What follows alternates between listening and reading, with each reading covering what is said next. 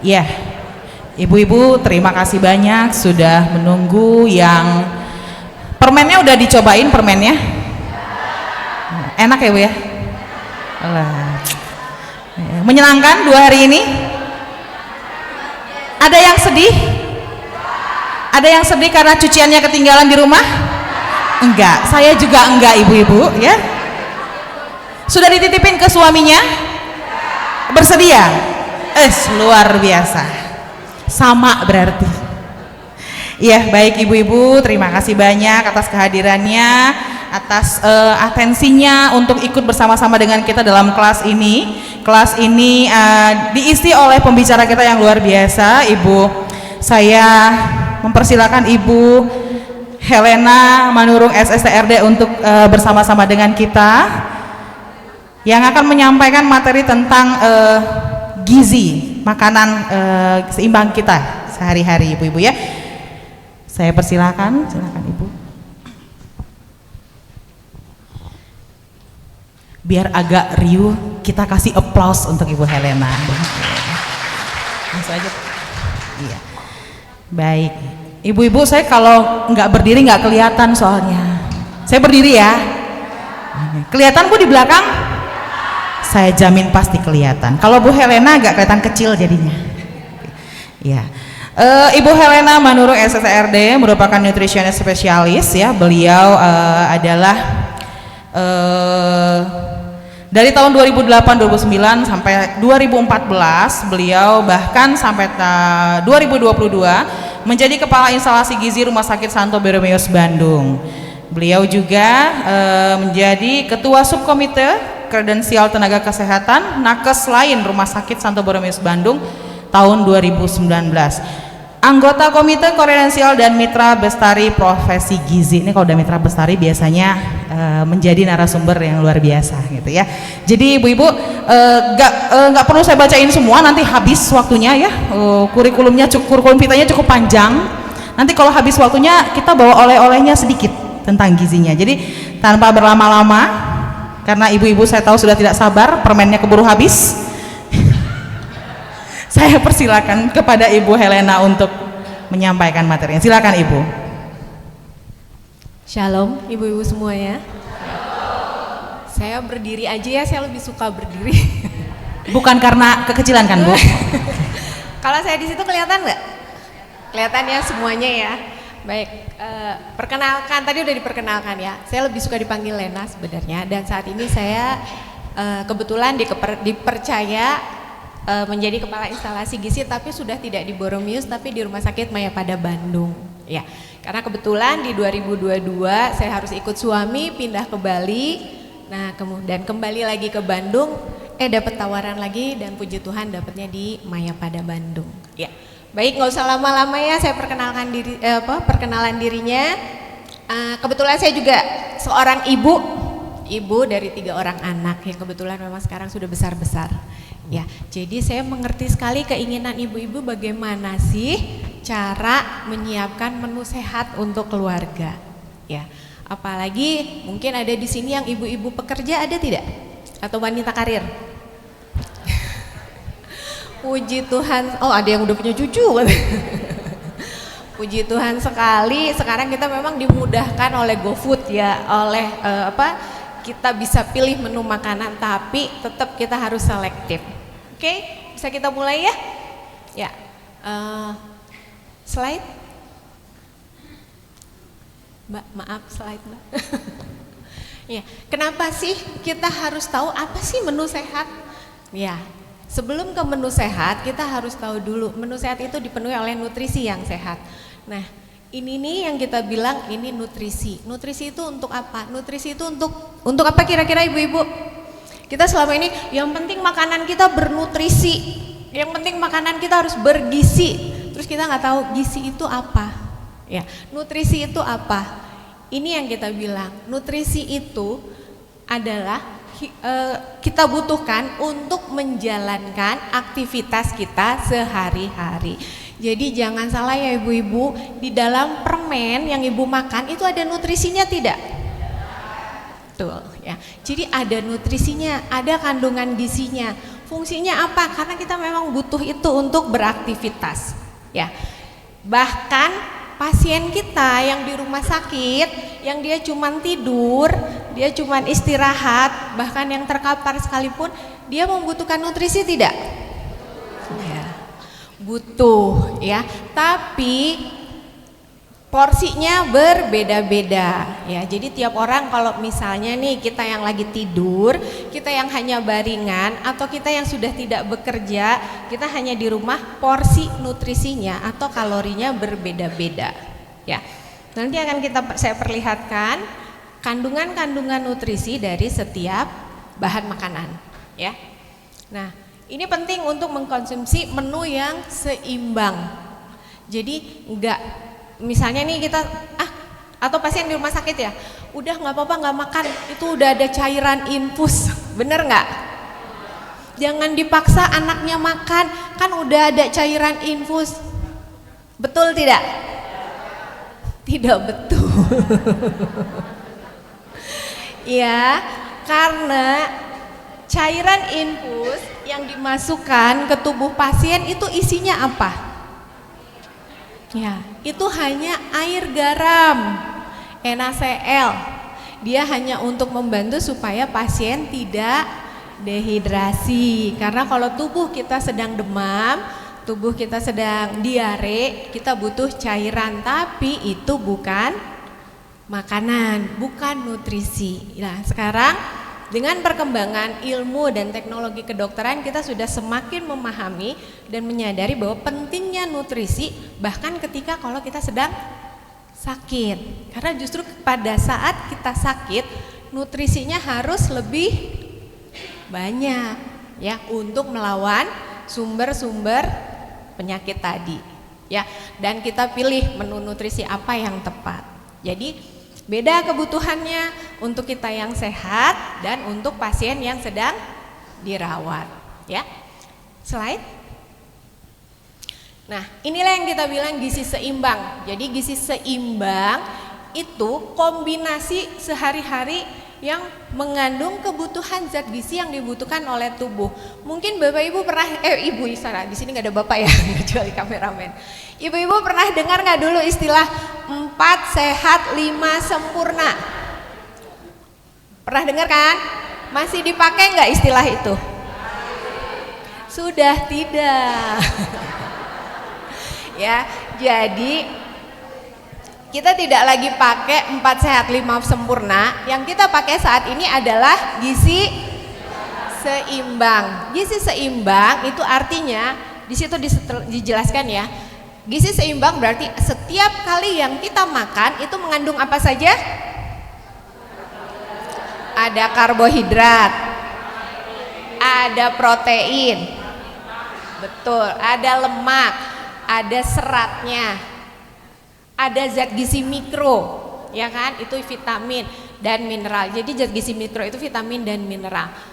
Ya, selain jenis makanan, jumlah makanan dan jadwal makan juga harus tepat. Itu yang dibilang kita sebutkan sekarang itu slogannya gizi seimbang. Kita pilih menu makanannya, setiap kali kita makan kandungannya sebaiknya mengandung karbohidrat, protein, lemak, vitamin dan mineral serta air.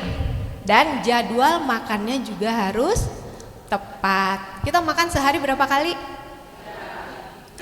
3 kali makan utama dan 2 kali snack ya. Slide. Nah, ini juga yang sudah kita gaungkan, ini dari UNICEF, berarti berlaku di seluruh dunia ya. Ini sebaiknya terutama untuk ibu-ibu, ini tidak hanya ibu-ibu ya, untuk kita ini kan untuk terutama ini untuk anak SD. Jadi anak-anak sekolah maksudnya ya. Kita perkenalkan dulu ini supaya mereka mengenal dulu, nanti mungkin dari anak-anak SD mereka bisa menginformasikan ke ibu-ibunya. Mah, ternyata pada saat kita makan sebaiknya mengandung ini. Nah, biasanya ibu-ibu tuh suka denger, semangat kalau udah anaknya yang ngomong, ya enggak? Ya, ini kita bagi menjadi yang kita bilang isi piringku untuk gizi seimbang. Sepertiga, jadi di setengah dari piring itu sepertiganya itu lauk pauk 2/3-nya makanan pokok. Nah, ini terlihat di sini makanan pokok kita biasanya apa aja? Ya. Iya, ini kan kita dari seluruh Indonesia ya. Kenapa sih makanan pokoknya harus lebih banyak? Kenapa? Iya, betul. Jadi makanan pokok memang harus lebih banyak ya. Seperti nasi, jagung, itu karbohidrat harus lebih banyak karena itu adalah sumber tenaga yang paling mudah digunakan oleh tubuh dirubah menjadi tenaga atau aktivitas sehari-hari ya. Itu bisa dari nasi, jagung, roti misalnya ya. Gak apa-apa misalnya ibu-ibu, saya sekarang lagi musim kan ya, saya diet pantang nasi. Boleh diet pantang nasi, tidak apa-apa. Tapi harus diganti dengan karbohidrat yang lain. Contohnya kentang, jagung yang memang kadar gulanya jauh lebih rendah ya. Lalu selanjutnya sepertiganya adalah dari lauk pauk. Jadi tetap ada protein ya. Itu terdiri dari, kalau protein terdiri dari apa?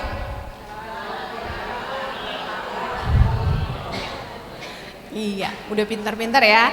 Jadi ada protein hewani, ada protein nabati. Sebaiknya memang seimbang. Ada beberapa pasien atau mungkin ada beberapa dari kita dibatasi untuk protein hewani, kita ganti dengan protein nabati. Nggak usah takut misalnya. Atau misalnya saya nggak bisa protein hewani karena kata dokter saya harus mengurangi protein hewani, kita ganti nabati. Bisa juga ya. Kemudian selanjutnya dari setengah lagi kita bagi lagi 2/3 lagi berisi sayuran. Artinya apa? Kita harus banyak mengkonsumsi asupan serat ya.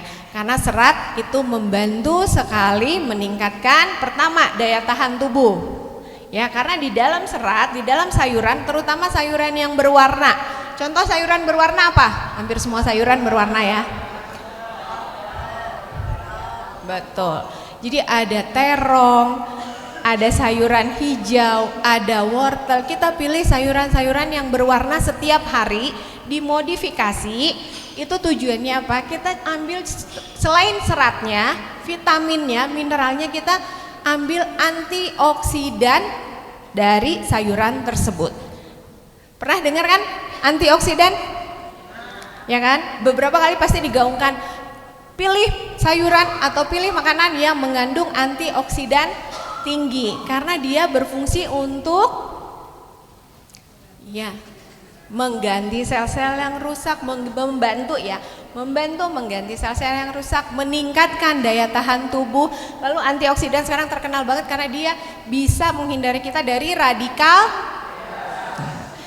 bebas. Sumber apa?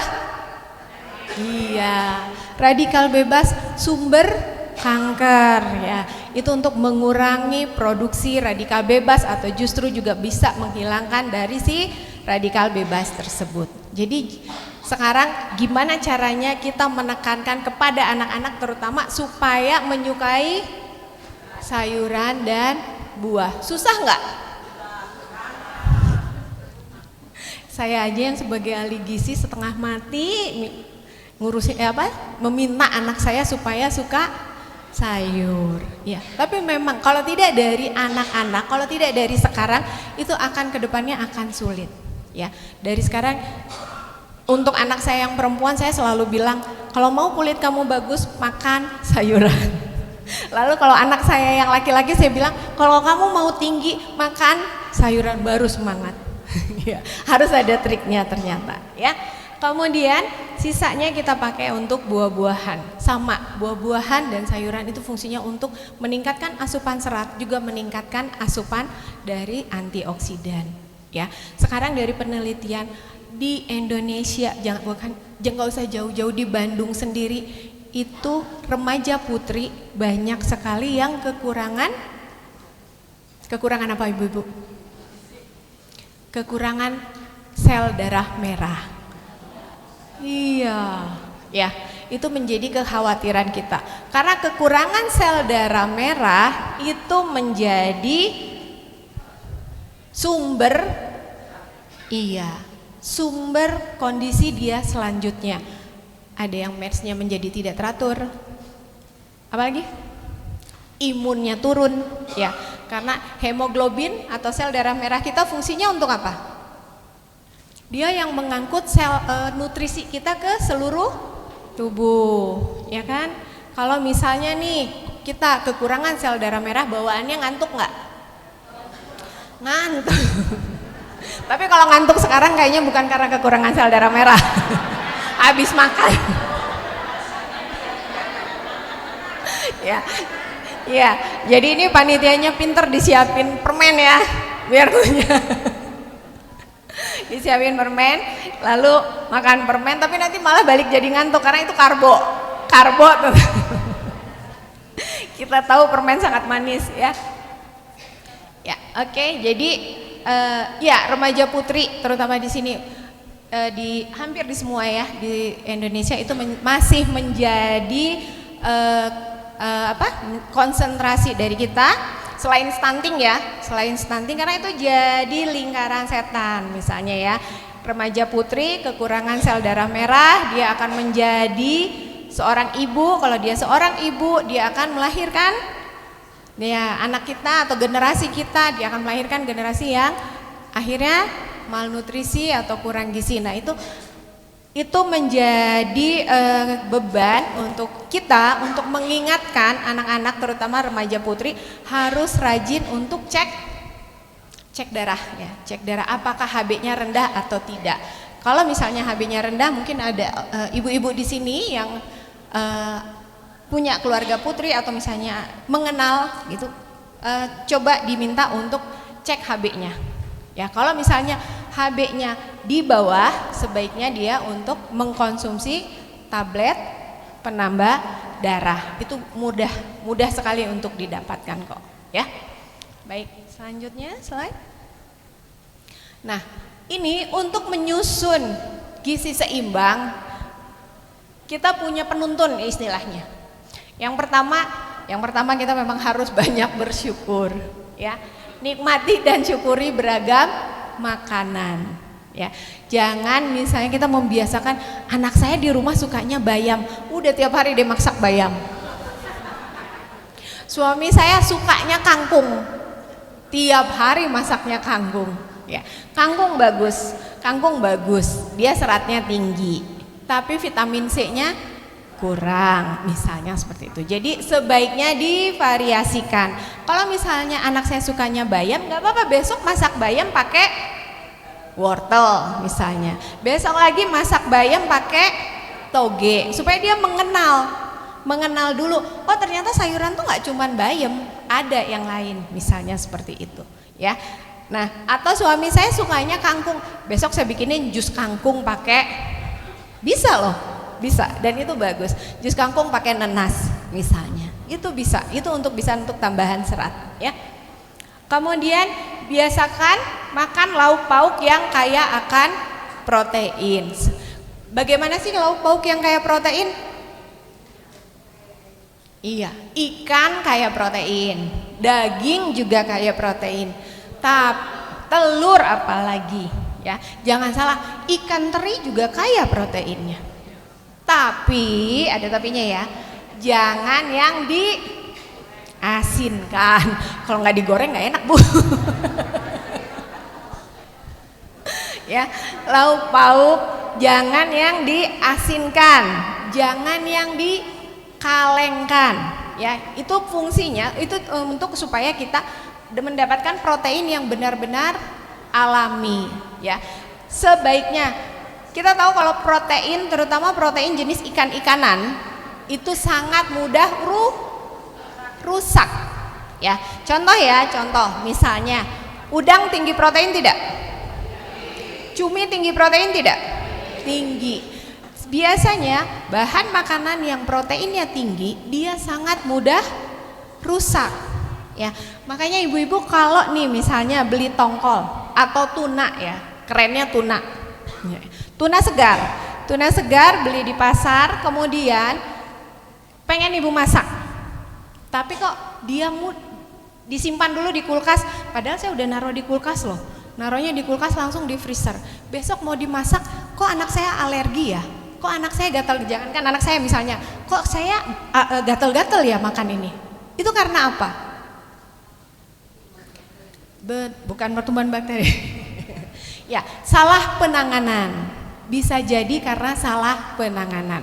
Karena tuna itu proteinnya tinggi, ketika kita masukkan langsung ke dalam freezer, tidak kita cuci misalnya nih, kita cuci dulu, lalu langsung masuk freezer, terus ketika kita akan olah, kita keluarkan lagi, kita tunggu lama dia supaya tidak membeku, kita biarkan di udara terbuka. Iya, dia terkontaminasi udara luar yang kita tidak tahu, nah itu akan menyebabkan dia rusak beberapa proteinnya, dan ketika kita goreng makin rusak nggak? Ya. Jadi memang sebaiknya penanganan dalam proses produksi makanan itu juga nanti harus diperhatikan. Jadi kalau protein tinggi kayak ikan tuna, udang, itu sebaiknya tidak digoreng kering, ya, karena protein sangat-sangat mudah rusak, dia terdenaturasi namanya. Ya, jadi kalau misalnya ikan tongkol lebih baik diapain aja? Dipepes misalnya ya, betul. Atau ditim, atau di asam pade, itu sangat lebih proteinnya tidak terlalu banyak yang rusak. Ya. Kemudian banyak makan sayur dan buah-buahan. Ini dianjurkannya banyak makan sayur dan buah-buahan. Ya. Mulai dari sekarang ibu-ibu mungkin untuk mengurangi porsi, ya udah nasinya saya nggak usah banyak, lebih baik sayurannya saja yang lebih banyak, itu masih diperkenankan, ya. Kemudian siapa yang suka sarapan pagi di sini? Ya, memang kita harus membiasakan sarapan pagi, tapi jamnya harus tepat. Jangan jam 10 sarapan paginya. Tadi yang jam 7 bukan sarapan, itu mah ngemil doang. Ya, biasakan untuk sarapan pagi itu di bawah jam 9. Kalau lebih baik itu jam 7 ya. Jam 7 kita sudah sarapan pagi. Iya, kemudian banyak minum air putih. Terus kenapa sih harus banyak minum air putih? Iya, karena dia bisa meluruhkan racun-racun, nanti dia akan masuk ke disaring di ginjal kita. Jadi memang nanti saya akan perlihatkan piramida makanan, bahwa sekarang piramida makanan yang terbaru itu di bawahnya itu adalah air putih. Jadi pemerintah juga sudah mencanangkan kita sebaiknya tetap minum air putih. Tapi saya juga tidak menyarankan air putih sebanyak-banyaknya. Bagus kata ahli gizi, jadi harus minum air putih sebanyak-banyaknya. Enggak juga. Tetap ada takarannya. Ya, kita bukan sapi gelonggong ya. Tetap ada takarannya. Nanti akan terlihat di piramida makanannya. Nah, ini yang terbaru. Biasakan membaca label pada kemasan makanan. Ya. Biasakan membaca labelnya. Nanti saya akan perlihatkan berapa sih kebutuhan lemak harian kita, berapa sih kebutuhan karbohidrat kita sehari. Nah, itu nanti kalau kita membiasakan membaca label makanan, di situ akan terlihat ya bahwa makanan ini kandungan lemaknya sesuai enggak untuk kebutuhan kita. Kalau misalnya terlalu tinggi, berarti dia adalah lemak yang ditambahkan. Ya, itu tadi yang makanya kita sarankan sebaiknya pilih menu makanan yang alami, yang tidak terlalu banyak tambahan. Karena kadang lemak tambahan, gula tambahan, garam tambahan itu diperlukan untuk meningkatkan keawetan dari makanan. Ya. Jadi kalau misalnya kita terpaksa harus makan makanan yang diawetkan tapi dibatasin. Saya bukan berarti saya melarang sama sekali, boleh, tapi dibatasin ya. Jadi jangan terlalu mengandalkan makanan yang kemasan. Kemudian lakukan aktivitas fisik secara rutin dan jaga berat badan ideal. Ya. Nanti ada ibu-ibu yang bilang, mau ideal gimana? Saya napas aja jadi daging. Ya. Jadi saya sering banget dapat pasien yang kayak gitu kalau konsultasi, saya udah makannya dikit kok Bu, saya udah makannya saya perasaan nggak sebanyak itu gitu ya. Nah terus langsung keluar istilah, lawang saya napas saya jadi daging. Itu bukan napas. Sesuai dengan usia, metabolisme kita menurun tidak? Ya, metabolisme kita memang menurun. Tapi jangan kalah sama, ada kan istilah gitu ya, jangan kalah sama usia. Kita tetap bisa meningkatkan aktivitas kita. Jadi ketika makanan, menurut kita nih, menurut saya makan udah sama kok seperti yang kemarin, tapi ternyata karena kita terlalu melabeli diri kita dengan udah usia segini, akhirnya kita kurang aktivitas. Nah, karena kita kurang aktivitas, akhirnya apa yang dimakan jadi itu ya rahasianya. Kemudian biasakan mencuci tangan dengan sabun dan air mengalir.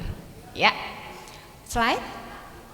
Nah, ini yang saya bilang panduan gizi seimbang ketika kita menyiapkan makanan untuk keluarga. Ya, sebenarnya hampir sama ya dengan tadi piring makanku, cuman ini kita menjadi panduan untuk kita. Contoh yang paling bawah.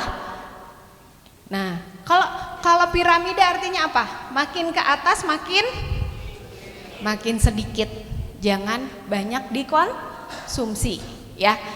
Ini gizi seimbang, di situ tadi olahraga teratur. Kemudian di bawahnya ada membiasakan makanan beraneka ragam, pola hidup bersih, pola hidup aktif, olahraga, pantau berat badan. Makanya tadi saya kagum banget di sini usianya beragam dan masih aktif semua. Kasih aplaus dong buat kita semua. Ya. Kemudian ini setiap hari. Nah, di sini ada ketentuannya di situ ya. Untuk yang sedang tidak mendapat anjuran dari dokter membatasi air putih, silakan ini setiap hari minum paling sedikit 2 liter atau berapa gelas? 8 gelas ya, 8 gelas. Itu susah kalau misalnya kita minum bangun pagi langsung 8 gelas. Nggak mungkin ya. Ya, makanya kita awali dengan bangun pagi minumlah minimal 2 gelas air putih. Seukuran berapa? Yang seukuran gitu ya? Ya, gelas belimbing kalau kita bilang dulu ya. Kurang lebih 150 cc. Jadi kalau misalnya ini 2 gelas atau 300 cc ya. Kemudian yang paling bawah itu adalah makanan pokok ya. Makanan pokok itu 3 sampai dengan 8 porsi. Di sini lebih beragam lagi ya. Nah, ini 3 sampai 8 porsi tergantung usia. Ya, tergantung dari usia kita. Semakin muda, semakin aktivitasnya tinggi, semakin banyak melakukan aktivitas terutama di siang hari, porsi makanan pokoknya boleh lebih banyak, ya. Contoh di situ ada biskuit, ada roti. Nah, biskuit mungkin bisa dipilihkan ketika ibu-ibu misalnya nih, saya lagi diare, saya nggak kuat kalau makan nasi, boleh diganti dengan biskuit, seperti itu ya. Jadi itu untuk sebagai pengganti atau pilihan. Misalnya, atau saya di Ambon, saya susah untuk dapat nasi, saya pilihnya, bisa jagung, bisa ubi, atau bisa juga keladi, ya. Jadi nggak usah takut misalnya, lah kalau keladi kan nutrisinya lebih sedikit daripada nasi, tidak juga, selama kita mengkonsumsi dengan porsi yang sesuai itu aman ya. Kemudian ada sagu juga, ada bihun juga, ada mie juga, itu bisa menjadi variasi dari bahan makanan pokok. Kemudian untuk sayuran 3 sampai dengan 5 porsi, sama ya, sama nggak tadi dengan piringku? Sama kan? Kemudian buah 2 sampai dengan 3 porsi per hari ya. Jadi untuk buah-buahan pun tetap ada porsinya ya. Saya ada pasien kemarin terakhir masuk ke rumah sakit, dia tidak makan karena dia kadar gulanya tinggi. Dia bilang, saya menghindari makan, saya nggak makan nasi karena saya takut gula saya makin tinggi, apalagi saya lagi jalan-jalan nih ke Bandung. Lalu ketika dicek gula darahnya 600. Jangan heran ibu-ibu, di kita banyak. Ketika dicek gula darahnya 600 dan dia bilang, padahal saya nggak makan nasi loh, saya nggak makan loh. Iya, ahli gizinya nggak bisa dibohongin. Pak, jujur, Bapak makan apa? Ya tapi saya nggak makan nasi beneran. Saya cuma Bapak makan apa? Iya, saya makan mangga 2 kilo. Serius ibu-ibu? Bapaknya cuma makan mangga 2 kilo. Ya, nah yang kayak gitu dia pikir tidak kedetek. Ya, itu kedetek, sangat-sangat kedetek. Bahkan ketika ada di sini yang terkena terkena diabetes, saya setiap hari, tadi pagi saya dicek gula darah 100. Kok tiba-tiba saya hari ini anfal? Kita cek apanya? Nah, HbA1c-nya berapa? Di atas 11. Iya, karena itu akan kedetek ya. Karena itu menggambarkan pola makan ibu bapak 3 bulan ke belakang akan kita detek. Jadi nggak usah misalnya nih kalau bapak ibu punya penyakit ada diabetes, besok mau periksa ke dokter, hari ini nggak makan biar gulanya turun. Kata dokter, gue nggak kalah pinter, gue periksa HbA1c-nya. Kecek ya, ketahuan ternyata pola makannya misalnya seperti itu. Tiap pagi saya olahraga, pulang olahraga saya nggak makan, dia minum es kelapa muda manis 2 gelas. Kedetek juga ya. Jadi hati-hati melakukan pola makan yang seharusnya harus kita jalanin ya. Kemudian nah ini protein nabati 2-3 porsi, kemudian protein hewaninya juga sama. Itu yang terakhir apa ibu-ibu yang paling atas? Minyak, garam, gula. Nah, saat ini berdasarkan hasil penelitian ini adalah momok paling menakutkan untuk semua pasien degeneratif. Ya, minyak, kita nggak sadar minyak yang terselubung. Siapa yang hari ini udah makan kerupuk 1 piring?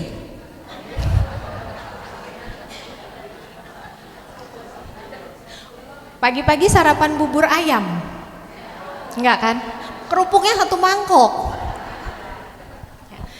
Jangan salah ya ibu-ibu, di kerupuk kebutuhan minyak kita, kebutuhan minyak atau lemak kita itu dalam 1 kali makan itu cuman kalau bisa hanya 5 gram. Bayangkan minyak goreng 5 gram, gimana ngitungnya? Di 1 kerupuk aja itu udah 15. Iya. Kelebihan minyak ya karena lemak itu yang paling jarang dipakai untuk aktivitas.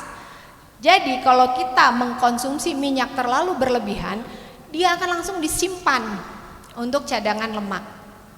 Ya, gitu. Dia akan langsung disimpan sebagai cadangan lemak dan dia dipakainya kalau kita nanti sudah benar-benar istilahnya kelaparan, starvation. Kalau udah kelaparan baru tuh si lemak akan dipecah. Karena yang pertama dipecah itu adalah karbohidrat. Ya. Karbohidrat selesai, nanti baru si protein yang dipecah. Dan terakhir adalah si lemak tadi. Ya. Jadi hati-hati ketika kita mengkonsumsi istilahnya minyak terselubung. Ya. Begitu juga dengan gula.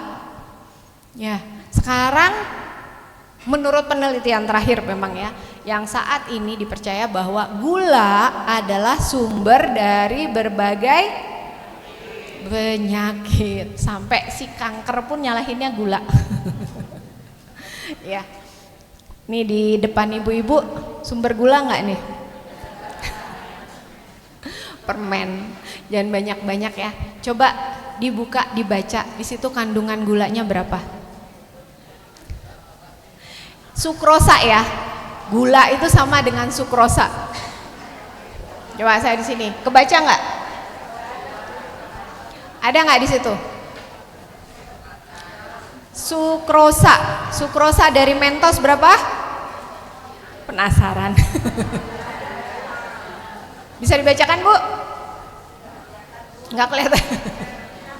Nah, coba lihat di Google.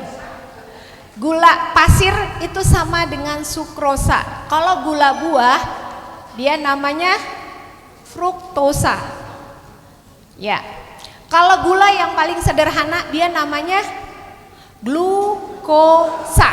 Ya, glukosa itu adalah gula terakhir yang dipakai dan bisa diserap oleh tubuh. Jadi yang pertama masuk itu ketika dia menjadi fruktosa, dia masih diolah lagi. Fruktosa akan diubah dulu menjadi sukrosa akan diubah dulu menjadi fruktosa dan terakhir menjadi glukosa. Lalu ada lagi galaktosa misalnya.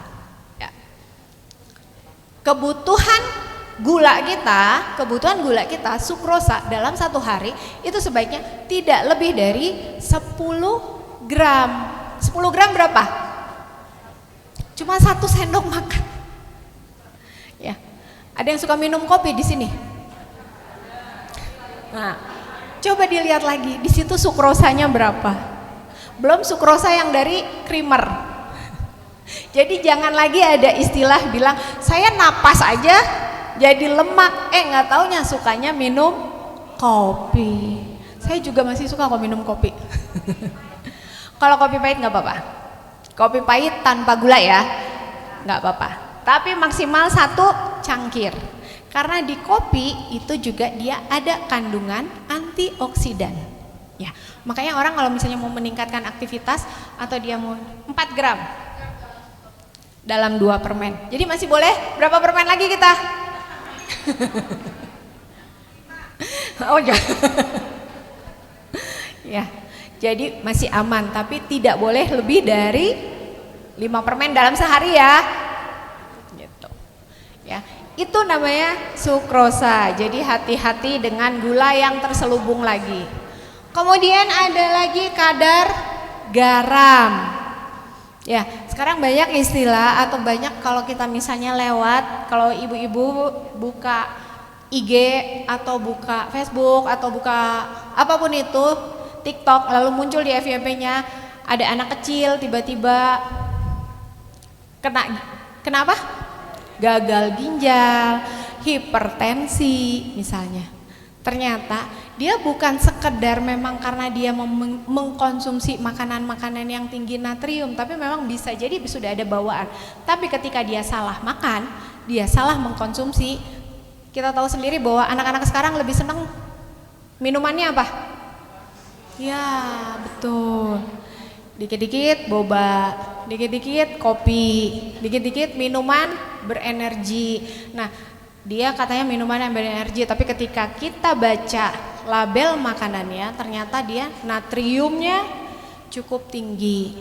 Nah, ketika kita mengkonsumsi mie instan boleh nggak sih? Iya, saya tidak larang. Misalnya kita mengkonsumsi mie instan, ya, apalagi misalnya dalam kondisi yang tidak memungkinkan atau kondisi gawat darurat, kita paling mudah mendapatkan mie instan, apalagi dia lebih higienis misalnya. Tapi hati-hati, kadar natriumnya juga lumayan tinggi. Nah, anak-anak sekarang masalahnya, apalagi kalau anaknya kos, ya udah yang paling gampang itu. Terus ditambahin lagi apa? Nambah nasi, nambah lagi apa? Nggak apa-apa kalau itu. Nambah telur, nambah sayur nggak apa-apa. Yang jadi masalah dia tambah lagi misalnya sosis. Ya kan, tambah lagi ikan kaleng, tambah lagi daging kalengan. Nah, itu yang hati-hati karena makanan-makanan tersebut yang ya, apalagi kalau misalnya dia suka seblak. Ya, seblak. Ya, saya pernah penyuluhan gizi, nggak jauh-jauh ibu-ibu di daerah sini kok.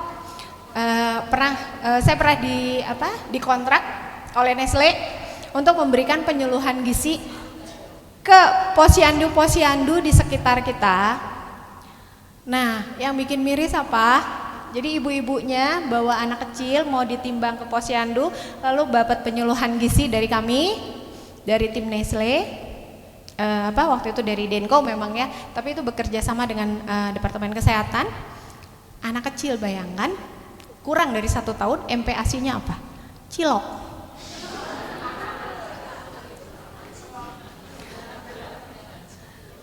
Ya, Dia dikasih anak kecil, dikasih cilor. Ya. Saya izin minum dulu bentar ya.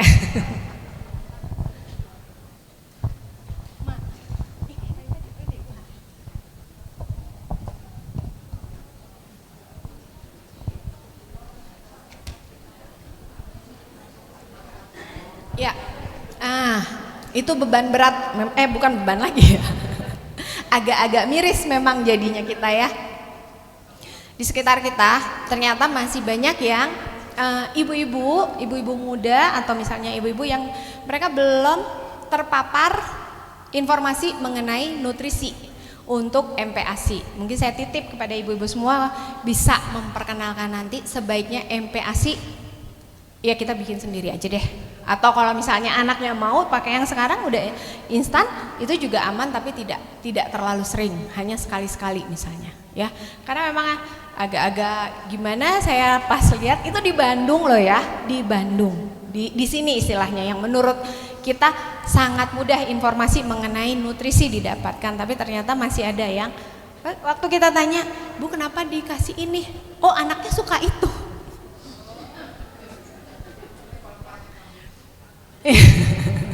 Ya, daripada nggak makan lebih baik dikasih itu katanya gitu ya. Nah itu, jadi kita menjadi PR buat kita untuk memberikan edukasi kepada ibu-ibu muda terutama bahwa ini tuh calon generasi penerus kita ya, penerus kita sebaiknya mereka lebih baik sebaiknya mereka terpapar. Jadi mungkin mudah-mudahan dengan yang MBG sekarang anak-anak bisa menginformasikan hal itu kepada orang tua mereka. Ini loh makanan sehat itu seperti ini, yang terdiri dari menu makanan seimbang. Ya, baik, itu ya tadi ya piramida makanan. Slide. Tujuannya apa sih?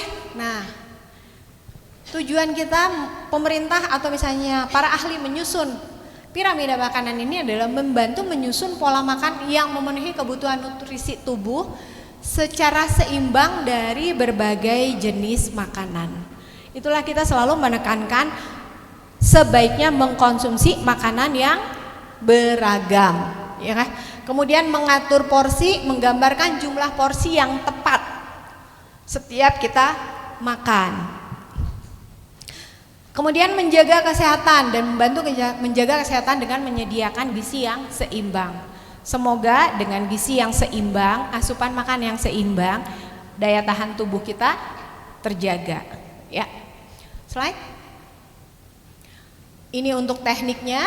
Gunakan yang pertama pasti gunakan isi piringku dengan membagi porsi makanan menjadi setengah piring itu isinya sayuran, seperempat piring makanan pokok atau karbohidrat dan seperempat piring lauk pauk atau protein. Prioritaskan makanan yang alami. Tadi yang kita bilang alami, sebaiknya memang dari yang alami. Siapa yang masih ke pasar di sini ibu-ibu? Masih pada ke pasar kan? Rajin ke pasar kan? Puji Tuhan. Pertama olahraga, yang kedua berhemat, yang ketiga kita mendapatkan makanan yang fresh dan segar ya. Tapi tetap harus dipilih ya, tetap harus dipilih karena beberapa juga kita takut ada makanan itu yang oleh pedagang ternyata sudah diawetkan menggunakan bahan pengawet yang lain ya. Kemudian prioritaskan makanan yang itu tadi sudah ya. Buat perencanaan menu mingguan. Siapa ya di sini yang sudah membuat perencanaan menu mingguan? Hari Senin saya masaknya daging, hari Selasa nanti saya masaknya ayam, hari Kamis nanti saya masaknya ikan misalnya. Bikin nggak kayak gitu? Nggak seadanya di tukang sayur. Ya, kadang malah yang ditanya tukang sayurnya, "Mang atau Pak bawa apa?" Ya, sebaiknya itu salah satu cara kita membuat atau menemukan makanan yang seimbang tadi ya. Kita menyusun pola gizi atau pola menu untuk misalnya nggak usah, kalau misalnya belum bisa 1 minggu, bisa 2 atau 3 hari tidak apa-apa ya. Kemudian lakukan kebiasaan baik tadi ya, berulang kali disebutkan sebaiknya sarapan. Kenapa sih harus sarapan? Coba saya tanya ibu-ibu, Kenapa sih harus sarapan? Iya, kita tidur satu malam berapa jam? Hebat, masih bisa 8 jam. Ya, misalnya ya, kita tidur, kita terakhir makan pastinya di jam berapa? Jam 7 atau jam 8 malam kita udah stop ya. Kemudian kita tidur selama 8 sampai 9 jam misalnya. Atau saya cuma bisa tidur 5 jam. Bisa juga seperti itu. Itu ketika kita tidur, kita berhenti makan, tubuh kita tetap beraktivitas tidak? Tetap, karena kan jantung tetap memompa. Otak tetap bekerja tidak? Ya, bahkan ketika tidur pun otak dan jantung kita, nah, itu perlu nutrisi tidak? Perlu tenaga tidak? Nah, perlu. Ya, ketika kita tidur itu semua sudah turun, aktivitas sudah turun dan sebagainya, metabolisme tapi metabolisme tetap bekerja. Itulah pentingnya. Yang kita takutkan adalah gula kita juga turun. Ketika kita tidak sarapan, konsentrasi menurun tidak? Jadi nanti ibu-ibu pergi ke pasar jam 7 pagi misalnya atau jam 8 pagi setelah suami, anak-anak atau cucu misalnya ke sekolah semua, saya harus ke pasar belanja. Kalau misalnya kita tidak sarapan dulu, konsentrasi kita menurun, itu bayar tempe 3.000 jadi berapa nanti? Apalagi uang sekarang mirip-mirip, ya enggak? Iya, 2.000 sama 20.000 sama. Si emangnya bilang 2.000, ibu ngasihnya 20.000. Kalau kelebihan si emangnya diem aja kan? Ya, itu pentingnya untuk sarapan karena sarapan adalah awal kita melakukan aktivitas. Kita perlu tenaga, kita perlu konsentrasi. Itulah kita harus sarapan. Ya. Kemudian kurangi konsumsi makanan yang terlalu asin, pilih makanan yang alami. Utamakan makanan yang seperti sayuran, buah-buahan, biji-bijian. Ya, slide. Ini tadi yang saya bilang perencanaan menu ya. Upaya menjaga kesehatan, gaya hidup sehat, membiasakan makan makanan bergizi. Ya, slide aja. Ini tahapannya. Menyusun proporsi kebutuhan gizi individu. Ya. Kalau misalnya nih, ibu sama bapak siapa yang sudah tinggal berdua saja sama suami? Ya, males nggak sih masak?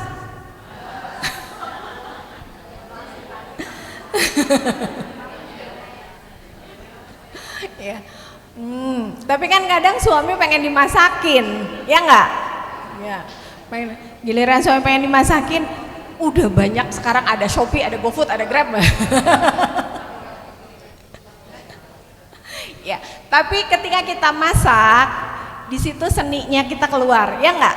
Ya, kadang buat sebagian ibu-ibu, justru ketika kita masak itu adalah me time, ya enggak? Me time-nya kita menemukan diri kita sebenarnya. Ini saya pengen nyoba ini saya pengen ini. Kita membiasakan dengan seperti itu. Nanti kita akan terbiasa dengan pola itu, ya. Sehingga kita akan mulai, oh iya ya, ternyata enak ya menyusun proporsi. Karena sekarang sudah tinggal berdua dengan suami, udah deh nasinya cuma segini aja misalnya. Udah deh hari ini saya akan masak nasi merah. Nah nanti pagi, nanti siang pakai kentang misalnya. Di situ kita akan menemukan seni dalam memasak. Ya, kemudian proporsinya harus tepat. Ini kan cuma berdua. Perlu nggak misalnya nih kita udah tinggal berdua, perlu nggak misalnya sekali masak udah sampai pagi aja ayamnya langsung 1 kilo?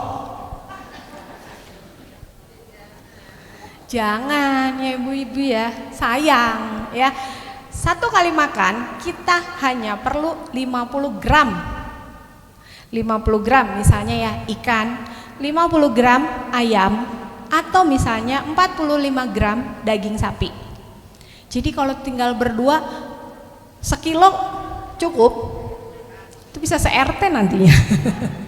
Ya, itu kita mulai membiasakan seperti itu. Ya, lalu sayurannya, kalau cuman berdua, apa perlu masak kangkung 3 ikat?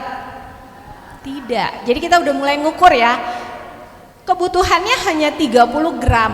Jadi 1 ikat kangkung atau 1 ikat bayam itu cukup untuk kebutuhan kalau cuman berdua, ya, kecuali di rumahnya lengkap, ada suami, ada istri, kemudian ada anak-anak.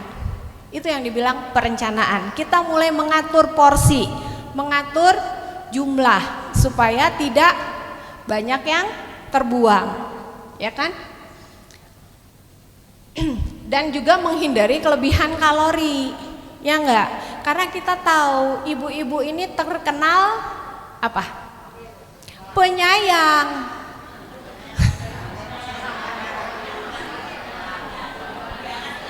Iya kan? Kita terkenal penyayang. Ada sisa ayam, sayang.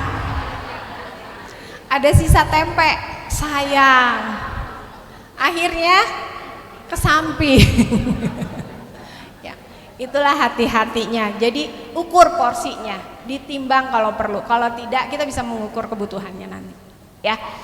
Kelebihan, kalau misalnya kelebihan atau misalnya diangetin nih sampai besok pagi, yang tadinya rendang besok pagi udah sampai jadi abon, diangetin terus. Ya, karena sayang. Padahal ketika makanan itu diawetkan, kadar garamnya bertambah atau tidak? Ya, karena kan airnya sudah berkurang, akhirnya kita mengkonsumsi lebih banyak garam. Bahkan ada beberapa sayuran yang sebaiknya tidak dihangatkan. Ya, atau misalnya kalau protein, kalau tahu bolak-balik dipanasin, ya dia akan rusak. Ya. Nah, ini rekomendasi yang tadi saya bilang, kebutuhan karbohidrat kita itu adalah 45 sampai dengan 60% dari total kalori harian. Sekarang sangat-sangat mudah untuk kita melihat berapa sih kebutuhan kalori kita. Ibu-ibu bisa nanti lihat, misalnya bisa dari Google ya, Google, atau misalnya dari aplikasi menghitung kebutuhan kalori harian. Di situ sudah banyak sekali aplikasi-aplikasi yang bisa menentukan berapa sih kebutuhan kalori kita, bisa berdasarkan umur, bisa berdasarkan berat badan dan tinggi badan, atau bisa berdasarkan aktivitas harian. Di situ sudah terlihat. Nah, kebutuhan karbohidrat jelas tadi saya sudah bilang itu kebutuhan yang paling tinggi. Jadi nggak masalah misalnya kita butuh nasi atau misalnya karbohidrat lebih banyak daripada hewani gitu ya.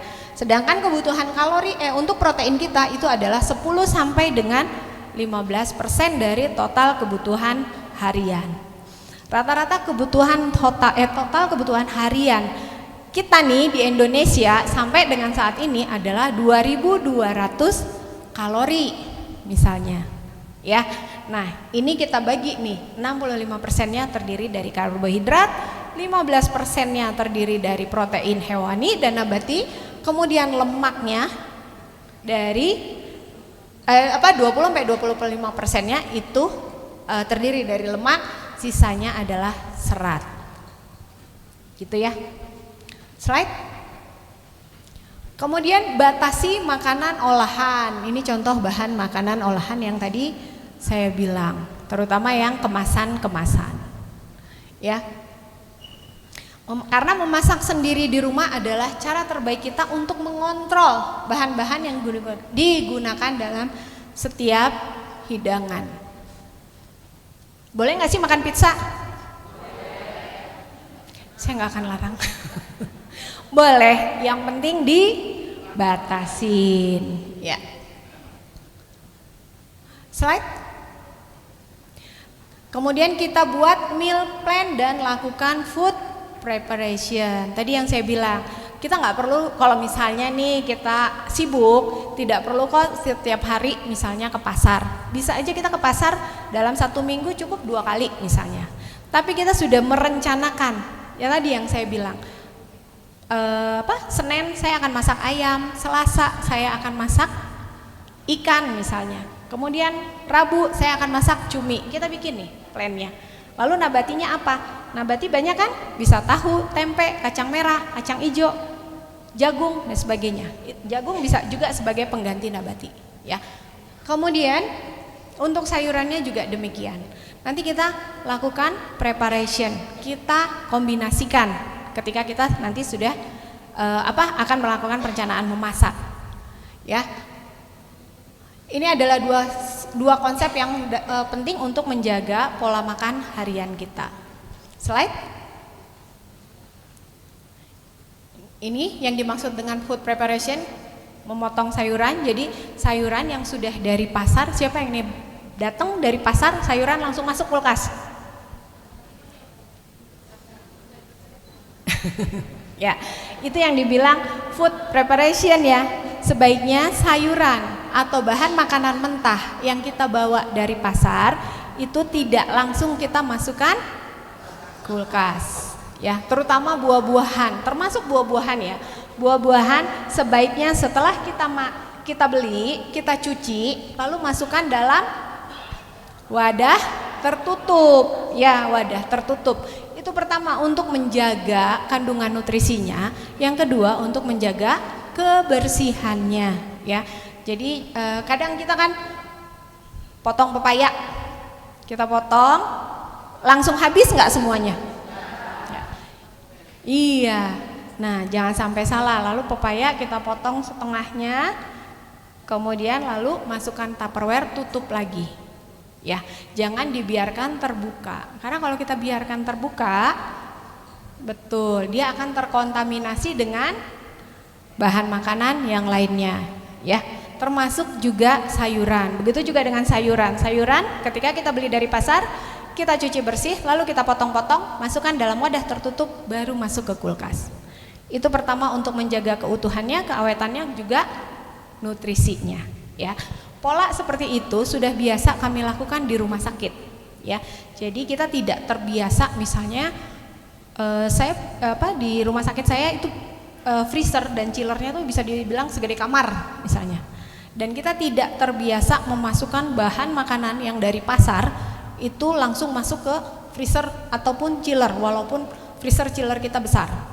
Itu tidak kita lakukan karena itu untuk menjaga jangan sampai terjadi kontaminasi silang, apalagi pasien dia dalam kondisi daya tahan tubuhnya lemah. Jangan sampai ketika dia di rumah sakit dia nambah nih, malah jadi tambah sakit misalnya. Jadi setiap bahan makanan yang kami datangkan dari pasar itu kami cuci dulu, kami rendam dengan air garam. Untuk sayuran ya, untuk sayuran kita rendam dengan air garam, lalu kita potong-potong, lalu kita masukkan dalam wadah atau kontainer tertutup. Kita kasih apanya? Tanggal. Tanggal dia datang tanggal berapa? Ketika akan kami gunakan, tanggal yang pertama datang itu yang pertama kita gunakan. Ya, itu untuk menjaga kebersihan dan keamanan makanan. Begitu juga dengan hewani. Hewani sama kami potong-potong lalu kami bumbuin dan kita tempatkan terpisah. Jadi kita tidak menempatkan si hewani bareng sama sayuran, atau sayuran kita tempatkan dibarengkan dengan buah. Itu juga tidak kita lakukan karena kita tahu kalau buah itu dia diolah lagi tidak. Ya. Kalau buah-buahan itu kan langsung kita kupas, kita potong-potong lalu kita berikan ke pasien ya. Nah, gitu. Nah, ibu-ibu bisa menyiapkan seperti itu nanti ketika di rumah. Jadi jangan membiasakan dalam kondisi terbuka, termasuk bumbu ya, bumbu dapur. Kadang kita kelewat bumbu dapur kayak bawang, udah masukin masih dalam plastik, masukin aja ke kulkas. Kita tahu di pasar itu semua lengkap ya, dari bahan makanannya ada, bahan penyakitnya juga ada, bakteri dan sebagainya itu mengumpul di situ. Makanya biasakan memasak dengan dengan suhu yang benar atau yang sesuai, ya. Kemudian menyimpan makanan dalam wadah kedap udara jika akan dipakai untuk beberapa hari ke depan. Oke, slide. Di sini sama tadi ya, meal plan, proses menyusun menu harian, mingguan, menentukan apa yang akan dimakan pada setiap waktu makan, membantu memastikan setiap hidangan yang disiapkan memenuhi kebutuhan gizi harian, dan mencegah keinginan untuk makan makanan yang tidak sehat secara mendadak. Siapa di sini yang udah capek-capek masak, tiba-tiba anaknya datang, lihat, mah GoFood aja ya. Sering. Akhirnya ada yang curhat, sama Bu, saya juga gitu. Udah capek-capek sebelum kerja, saya siapin dulu makanan untuk anak-anak supaya nanti pada saat mereka pulang sekolah makanan sudah tersedia. Saya pulang kerja, saya pulang jam 5, loh kok makanannya utuh. Saya panggilin satu-satu. Pengen cetak nggak, Bu? Enggak ya. Saya kasih tahu aja, ya. Ini loh pengorbanan ibumu untuk bisa nyiapin makanan kamu seperti ini tuh sampai harus bangun misalnya jam 5 subuh sebelum berangkat kerja nyiapin. Itu biasanya anak-anak akan ngerti. Tapi kan anak-anak sekarang juga dia sekolahnya juga dari pagi sampai malam malah ya. Kadang saya pulang mereka belum pulang. Ada juga yang sekarang mereka bimbel misalnya. Nah, itu biasanya kita bekalkan. Saya bawakan bekal. Saya bisa biasakan mereka membawa makanan yang lengkap.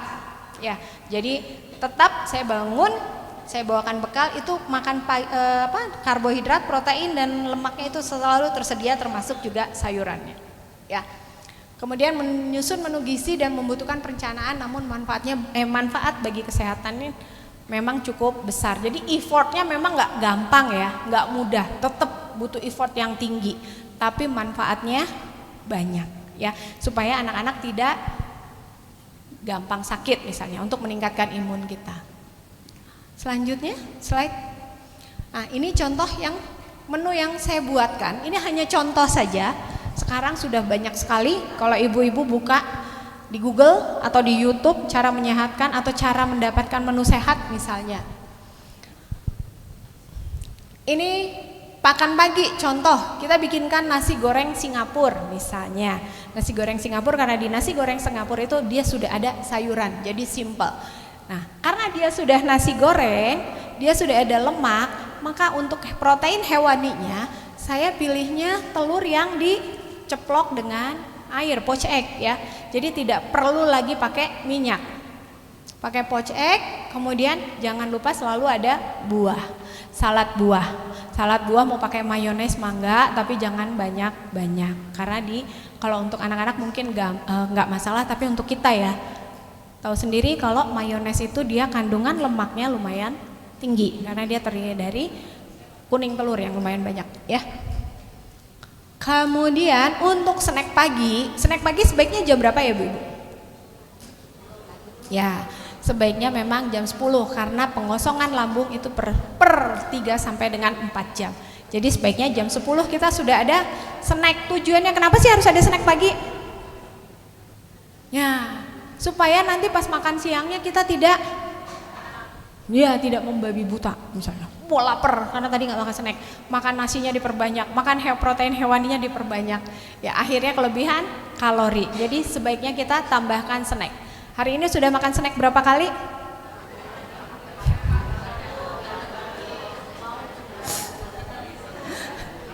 Untung saya nggak dengar TBUD, tidak bisa untuk dihitung. Ya. Kemudian itu ada puding. Nah, puding buah selain dia tinggi serat, ya kalorinya juga tidak terlalu tinggi. Kita masih bisa atur. Lebih baik puding buah. Kalau ibu-ibu bikin puding buah, nggak usah lagi pakai gula.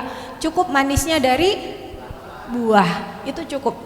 Jadi buah-buahannya boleh ibu jus atau misalnya tidak perlu di jus, tambahkan masukkan ke dalam agar-agar. Itu agar-agarnya sudah manis kok dari buah-buahan, ya.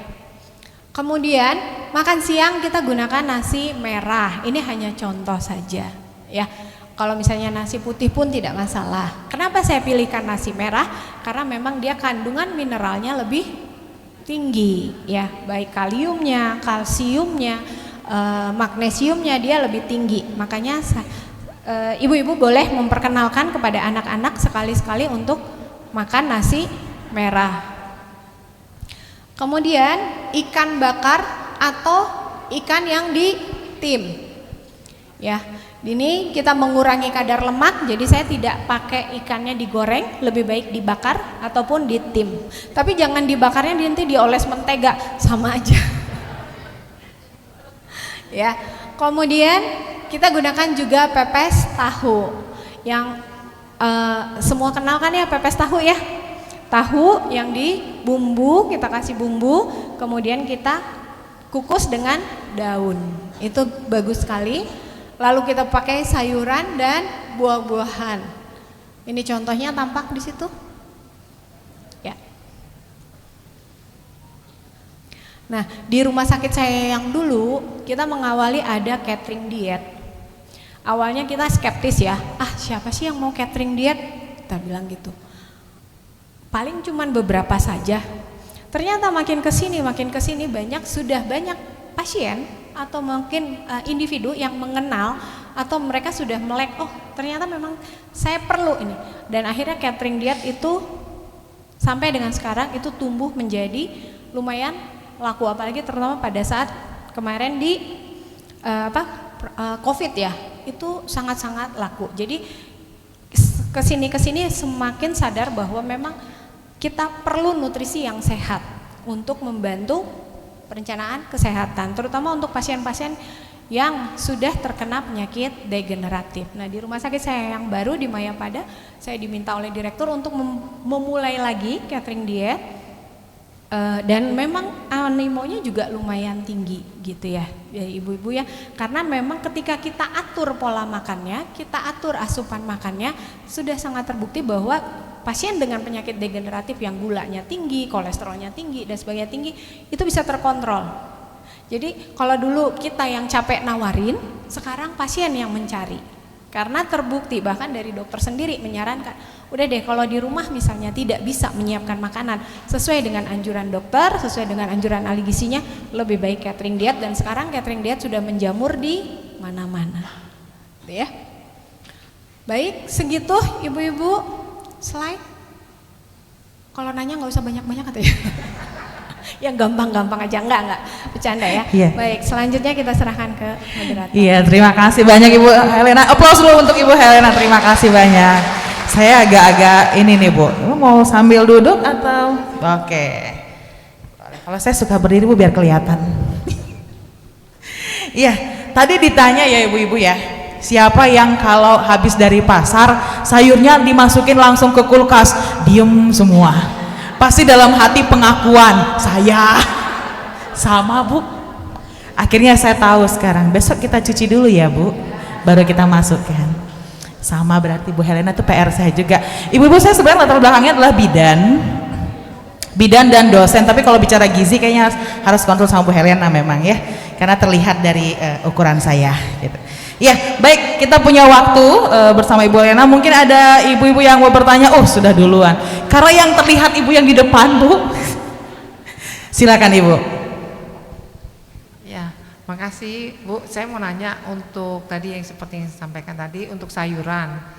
Nah, kalau sayuran seperti bayam, kangkung, apa perlu dipetik, dicuci? Katanya kan kalau udah kena air itu kayak kangkung, kayak sayur, itu kan dia blender ya. Nah, apa bukan nambah tidak sehat, apa nggak seger gitu ya, gitu loh. Kalau itu ya, makasih. Iya, baik Ibu, ini maksudnya sayuran yang datang dari pasar sebaiknya dicuci dulu ya atau tidak, lalu masuk ke kulkas.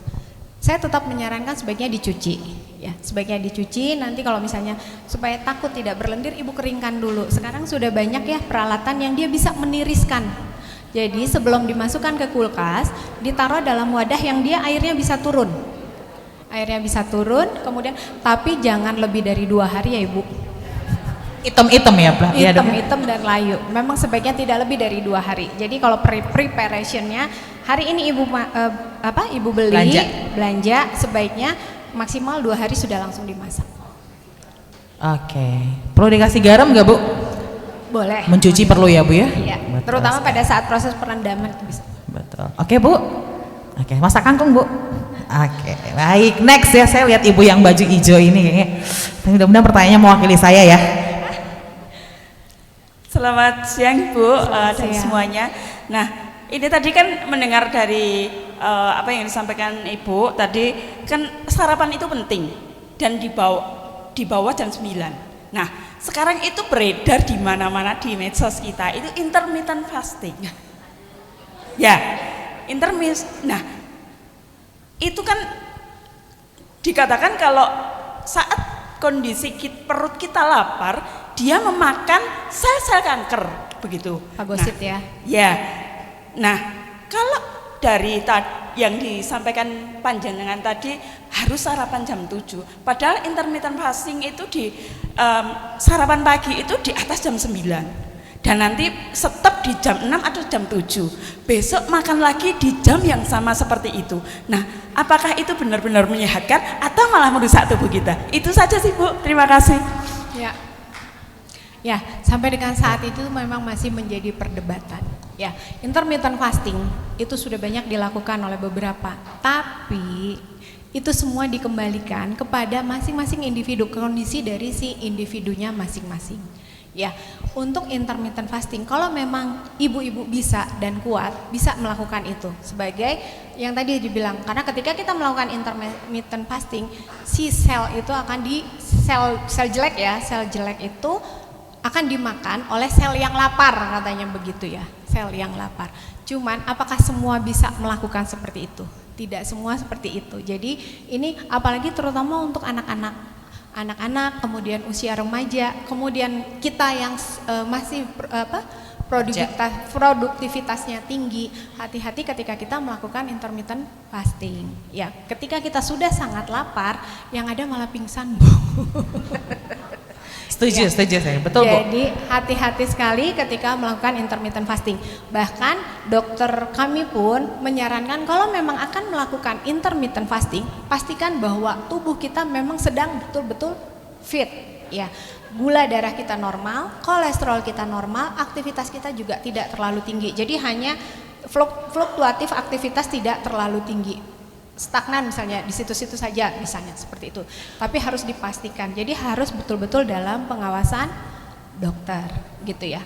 Jadi ini yang saya informasikan di sini itu yang terjadi rutin atau yang sudah biasa, dan itu sudah berdasarkan penelitian yang dilakukan oleh para ahli. Untuk intermittent fasting saat ini pun proses penelitiannya masih berlangsung sih, seperti itu. Iya. Oke Bu. Oke. Masih mau intermittent fasting Bu? Pingsan gak Bu? Sama Bu, asam lambung meningkat Bu. Ya ada lagi Bu? Oke, Ibu baju pink. Ya, terima kasih. Semoga tidak jemu dengan saya. Saya dari Solo Bu. Iya. Tanya, ya. Tulisan. Tadi dijelaskan kalau kebutuhan kalori kita 45 sampai 65% harian total ya. Itu karbohidrat Bu. Itu apakah karena kita makan 3 kali itu dibagi 3 apa sekali makan segitu kalorinya? Itu ya. Kemudian daging yang dari di freezer itu berapa lama bisa kita konsumsi? Setelah hari ini masuk, berapa lama kita bisa keluarkan untuk dikonsumsi lagi? Matur nuwun. Ya. Baik, langsung saya jawab ya Bu ya. Silakan Bu.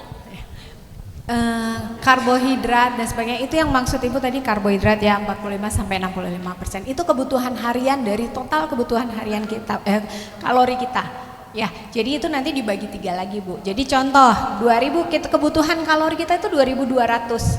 Maka 45 sampai 65%-nya itu terdiri dari karbohidrat. Nah, itu langsung dibagi dalam 3 kali makan. 3 kali makan lalu dan 2 kali snack. Seperti itu. Ya, jadi ya memang nggak banyak-banyak juga ya Bu ya. Snacknya jangan lupa gitu ya Bu? Ya, snacknya jangan lupa juga. Ya, jadi contoh supaya gampang aja ya, supaya gampang, rata-rata kebutuhan harian kita setiap kali makan untuk nasi, apalagi di sini rata-rata perempuan ya, kan nggak banyak-banyak, kita nggak pakai, misalnya kebutuhan hariannya untuk nasi itu antara 5 sampai dengan 10 sendok makan Bu, bukan sendok semen. Ya. Sendok makan Ibu-ibu. Sendok makan. 5 sampai dengan 10 sendok setiap kali makan, itu untuk nasi. Itu untuk memudahkan ya. Kalau misalnya saya nggak makan nasi, saya gantinya kentang. Kentang itu cukup 2 kepalan tangan. Kalau direbus ya, 2 kepalan tangan kita itu cukup untuk sebagai sumber karbohidrat kita. Dan lebih baik kalau kentang itu jangan dikupas, kita konsumsi dengan kulitnya. Betul ya. Itu kalau kentang Bu. Ini perlu konsultasi khusus deh kayaknya. Ibu harus hadir di Mayapada kayaknya Andre. Yang kedua deh kayaknya. Ya. Daging ya Bu ya. Jangan terlalu lama di freezer. Berapa lama kira-kira Bu? Iya, sebaiknya sih memang tidak lama-lama. Itu tadi saya anjurkan maksimal dalam seminggu itu ke pasar 2 sampai 3 kali karena memang tidak baik. Walaupun memang bisa kita pastikan ketika kita taruh di freezer dan kita pastikan bahwa freezer kita itu suhunya di bawah 0 derajat Celcius itu memang awet. Tapi memang kita tidak menjamin kandungan nutrisinya. Apakah tetap bisa bertahan seperti ketika dia segar atau tidak. Begitu. Oke, sip Bu. Saya mau ke belakang dulu di depan terus nih. Nanti yang di belakang protes sama saya pas keluar, saya nggak boleh keluar lagi ya. Oke, ada Bu yang di belakang Bu.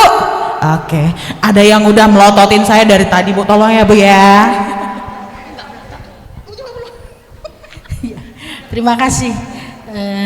Saya mau tanya, Dok. Ini tadi sudah dijelaskan panjang lebar untuk mencegah beberapa penyakit. Nah, kalau yang sudah kena, misalnya diabetes, DM, karena sekarang seumuran kita banyak yang kena. Mengaplikasikan buah, katanya buah itu baik. Nah, untuk yang punya penyakit DM, apakah buah yang baik dan apakah buah yang tidak boleh dimakan? Karena dengan tanda kutip tadi buah itu baik dan sayuran juga baik. Tapi terus terang kalau saya untuk bayam itu kan berwarna hijau, lambung tidak mau. Nah, itu bagaimana? Saya tanya ya Bu ya. Terima kasih. Baik. Nah ini kalau udah pertanyaannya kayak gini harus 3 SKS nih kuliahnya. Betul Bu, ini kayaknya mau pada hadir di Mayapada nanti. Ini kayaknya panitia perlu ngundang saya lagi nih. Oke. Enggak ya? Ya betul sekali ibu-ibu ya. Kondisi ketika kita sakit itu kita benar-benar harus memilih baik itu buah, baik itu sumber karbohidrat, baik itu protein. Nah, ketika kita kena contoh kasus diabetes ternyata memang sudah sangat terbukti ada beberapa buah yang justru lebih cepat meningkatkan kadar gula darah kita. Contohnya buah apa? Tadi sudah saya sebutkan ya, sudah saya spill sedikit. Mangga, semangka, pisang. Nah, itu memang sebaiknya dihindari. Ada lagi sawo. Apalagi ibu-ibu? Durian. Itu udah pada pintar. Kelengkeng. Ya. Memang hati-hati untuk yang sudah gula darahnya sudah di atas 200, hindari deh pisang. Hindari mangga dulu ya. Apalagi kita kalau makan mangga nggak cukup satu, kadang nggak sadar dipotongin sama anaknya, disodorin satu piring. Maksud anaknya sih untuk sekeluarga, ya kan? Anaknya baru naruh di meja, ngambil garpu, loh udah habis, ya kan? Nah itu hati-hati. Memang betul sekali untuk pasien-pasien dengan penderita diabetes kita tidak kita harus memilih buah-buahan tertentu dan itu kalau saya jelaskan di sini satu-satu lama. Ya, kalau dari ibu-ibu semuanya ada yang sudah terkena diabetes, saya sarankan temuin ahli gizinya, lalu lakukan konsultasi gizi untuk memilih bahan makanan atau makanan yang tepat untuk mengatur atau menjaga kadar gula darah. Begitu juga ketika kita misalnya sudah terkena gangguan ginjal, ada beberapa buah yang justru menjadi penyebab naiknya kalium dalam darah. Nah, kalium dalam darah untuk pasien ginjal itu justru membahayakan. Seperti itu. Ya. Iya, oke. Terima kasih Bu. Ada lagi di belakang sampai berdiri loh ini Bu. Ini pengen bertanya ini. Mangga. Terima kasih Ibu. Saya mau bertanya kalau tadi dikatakan makan buah itu sehat. Yang saya mau tanyakan jarak antara makan nasi dengan buah itu berapa jam? Karena tidak semua orang tahu bahwa kan yang disarankan tuh makan yang baik itu makan buah dulu baru nasi. Tapi mereka tidak tahu berapa jarak karena kalau sudah habis makan buah makan nasi kan kurang bagus. Sebaiknya jarak waktu berapa lama? Lalu untuk yang diabetes ya biasanya kalau malam itu pengennya ngemil katanya gitu. Terus saya dapat saran ketika kita mau pengen ngemil gitu jangan dikasih yang roti atau apa, sebaiknya itu buah yang disiapkan. Makasih. Baik, langsung saya jawab ya. Mangga Bu. Kalau kita masih menganut yang sebaiknya makan dulu baru buah. Ya, karena apa? Ketika lambung kita kosong, lalu kita makan buah, itu justru akan membuat menjadi lebih sebaiknya. Tapi saya setuju, memang sebaiknya dikasih jarak. Ya, biarkan tubuh mengolah dulu makanan kita, karena buah itu kandungan vitamin C itu membantu untuk menyerap protein. Jadi protein yang tadi kita makan, ketika dia harus diserap oleh tubuh, dia membutuhkan mikromineral yang tadi yang kita bilang vitamin, baik vitamin A, C, E maupun D. Jadi memang kita berikan jarak bisa setengah sampai dengan 1 jam. Ya, jadi memang tidak langsung, apalagi kalau misalnya habis makan terus langsung buah. Biasanya suka ada istilah ditutup dengan yang manis. Ya, jadi memang saya setuju sebaiknya dikasih jarak. Ya, untuk sebagai fungsi sebagai membantu untuk menyerap dari protein tadi, ya. Tapi kalau misalnya ibu-ibu sedang menjalankan diet tertentu, buah itu sebagai pengganjel istilahnya. Supaya kalau kita makan buah dulu, kita makan nasinya atau misalnya yang lainnya tidak terlalu banyak, tidak merangsang menjadi merangsang makan lebih banyak lagi. Boleh dengan buah-buahan dulu, tapi itu pun dikasih jarak sama antara setengah jam sampai dengan 1 jam. Oke, kalau yang DM tadi katanya Bu, kalau DM lalu tiba-tiba tengah malam lapar, diganti dengan buah aman Bu?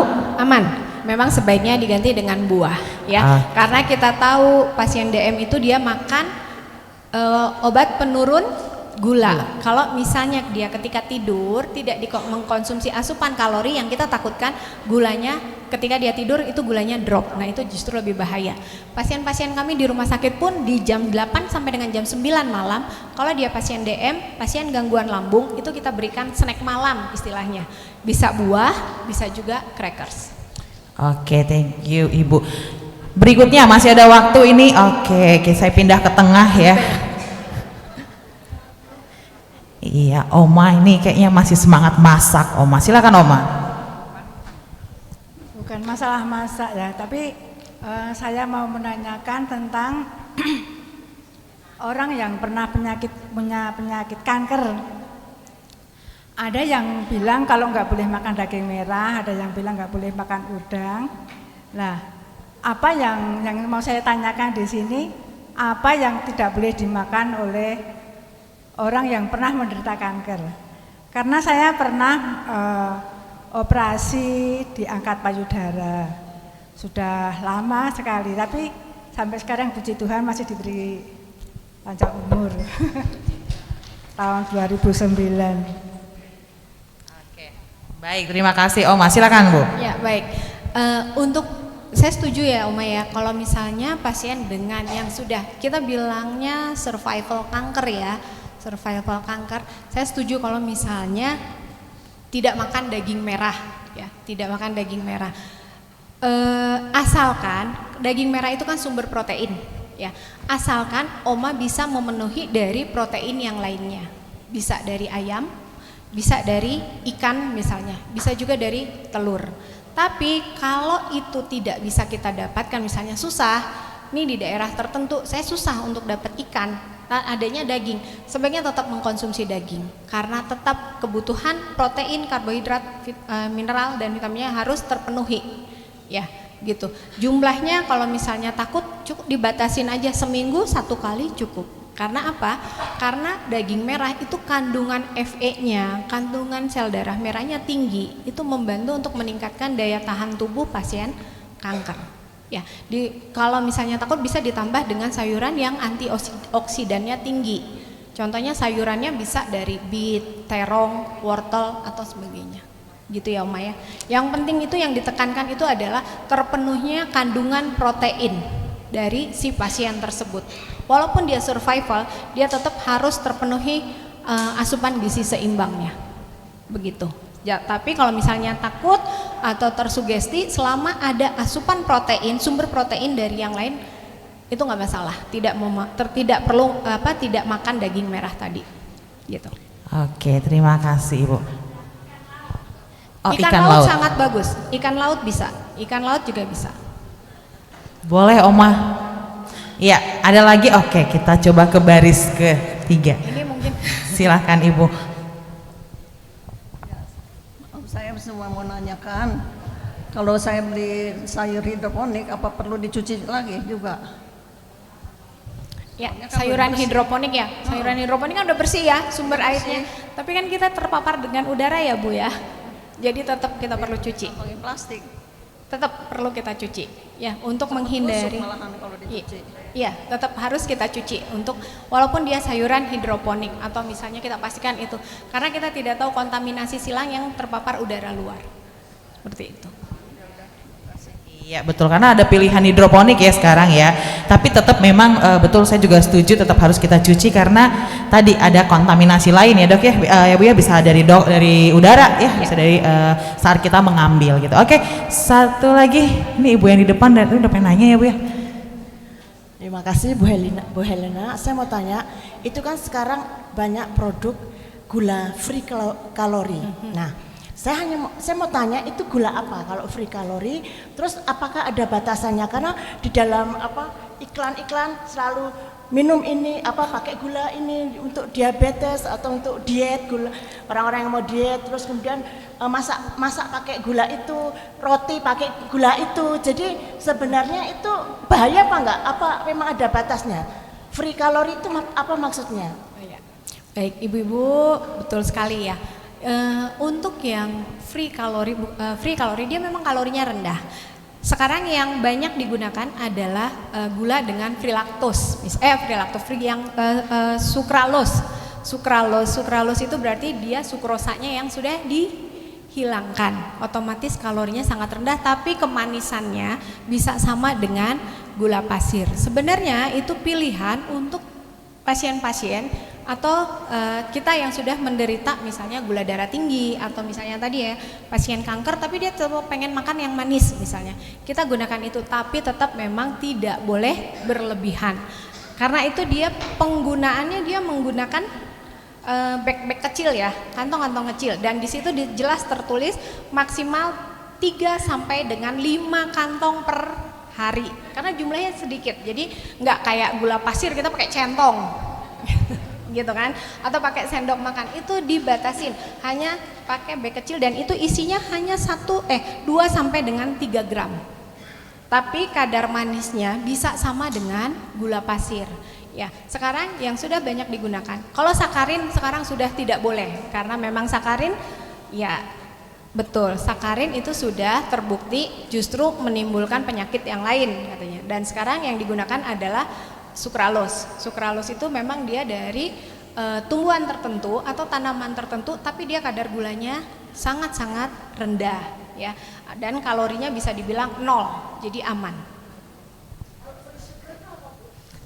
Free sugar. Free sugar itu dia bebas gula. Jadi kalau misalnya ada minuman tertentu di situ disebutkan ya Coca-Cola zero kalori. Nah, di situ disebutkan zero kalori. Ya, tapi dia tetap manis karena dia menggunakan gula buatan yang tadi. Seperti itu. Ya. Oke, thank you. Boleh Bu. Saya masih punya waktu ternyata. Ini bagus banget ya. Materi nggak perlu panjang-panjang tapi bertanya boleh banyak. Bu Helen, selamat siang. Selamat siang. Saya dari Lampung. Pertanyaan saya, ini tadi kan maaf agak nyimpang dikit ya Bu Helen ya, mengenai pengolahan gitu-gitu. Pertanyaan saya, sekarang ini kan ada seminar-seminar nggak boleh makan ini, nggak boleh makan ini, khususnya untuk yang disukai anak-anak ya, nugget dan sosis. Semaraknya seperti itu, bahkan itu makanan yang disukai anak-anak. Tetapi banyak produk sosis yang menyebar ya. Nah, itu. Makin enak lagi ya? Ya makin enak Ibu. Untuk ibu-ibu itu dimudahkan sekali. Betul, memudahkan ibu-ibu untuk mempersiapkan bekal. Pertanyaan saya, peran siapa sih yang akan menyetop produk yang tidak baik untuk anak-anak? Kalau di kota sih mungkin edukasi itu mudah ya Bu ya. Saya yang tinggal di daerah itu kok kayaknya kalau mendengar TV seperti itu, oke orang kota bisa, tetapi orang-orang daerah itu kok kayaknya dicekoki racun ya Bu ya. Nah itu aja Ibu, peran sertanya apa ya? Kita yang di bagian edukasi pemerintah itu gitu aja Ibu. Terima kasih Ibu. Iya. Nah, kalau udah peran serta saya juga bingung. Saya perannya hanya mengedukasi. Tapi kalau betul, kalau untuk menyetop, jadi itulah tadi yang pentingnya saya bilang. Ada keinginan saya untuk memberikan edukasi kepada semua, kepada ibu-ibu di sini, bahkan pada tadi yang termasuk ya, yang anak kecil umur MPASI-nya dikasih cilor. Nah, seperti itu. Memang kandungan dari produk-produk yang tadi seperti yang Ibu bilang tadi ya, seperti sosis, nugget, kemudian makanan kaleng misalnya, itu kandungan natriumnya tinggi, kemudian dia extra food juga, ultra proses dibilangnya, ultra proses. Kalaupun kalorinya ada atau nutrisinya ada, itu adalah nutrisi yang ditambahkan misalnya, itu memang bahaya ya kalau kita bilang. Tapi kalau misalnya jumlahnya tidak terlalu sering, tidak terus-terusan, hanya sebagai istilahnya hanya sekali-sekali, itu masih bisa kita tolerir ya. Tapi kalau misalnya itu menjadi menu pengganti harian, itu yang tidak diperkenankan. Itulah pentingnya mengedukasi.